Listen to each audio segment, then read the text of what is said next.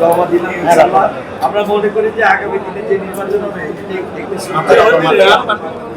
ইতিহাসে একটি দৃষ্টান্তমূলক নির্বাচন হবে এবং আগামী দিনে আমাদের ভারপ্রাপ্ত চেয়ারম্যান সাহেব তারেক রহমান সাহেবের দৃঢ় নেতৃত্বে গণতন্ত্র গণতান্ত্রিক অগ্রযাত্রা দৃঢ় অঙ্গীকার নিয়ে এবং জন আকাঙ্ক্ষার সত্যিকার প্রতিফলনের জন্য যা যা করণীয় আমাদের ভারপ্রাপ্ত চেয়ারম্যান সাহেবের নেতৃত্বে আমরা করে যাবো।